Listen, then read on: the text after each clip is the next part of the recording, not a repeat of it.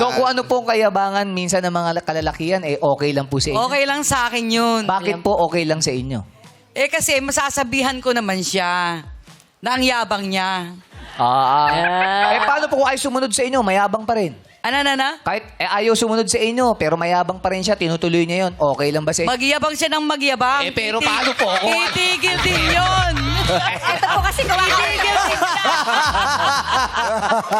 Ma'am, pansinin niyo naman yung kaibigan ko. Kanina pa nasa kaliwa. Nakakaganon pa rin. Nandito na ako sa harap, nakaganon pa rin siya. Paano ko paano? Tagal ko Kung dun paano yung talon? Alam mo kung bakit? Kasi dito kasi yung angulo ni Mami. Napakita niyo yung nunal niya eh. Yung Nandito nunal. kasi. Di, baka tsaka akala kasi nila, Mother, kasi dito yung camera, baka akala nila nito yung shot. Yes. May camera din po tayo rito. Hello. Dito ba? Yeah.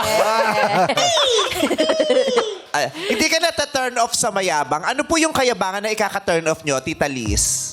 Ang ikaka-turn off kong kayabangan, yung manlalait ng kapwa.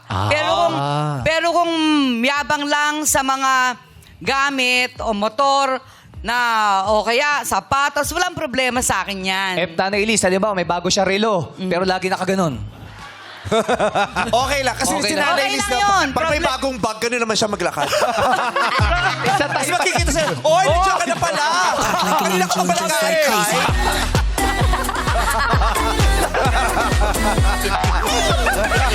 Naglak sila. I miss you, baby! Just like crazy. Hindi na pinababa. Same pala yun. Tatay lang pala eh. So, okay lang yun sa kanya. Kasi dali lang, palitan natin yung upuan ni tatay para Sino? mangangawit si tatay. Tatay Fair. Sandalan. Ano, tsaka ang nakakangawit dyan, yung pinipilit mo mag-sit up straight, tapos masikip yung polo mo, masikip pa yung pantalon mo, yung... Okay. Pa. Uy, Okay na po. tawang-tawa si Ate Komportable Liz. na. Tawang-tawa siya. Ay, tawang-tawa siya. Sino? Si Ate Liz. Si Ate Liz. Totoo. Kasi nga, si Ate Liz, masayahin talaga. Like an angel, just like crazy. Ayan, si Sel.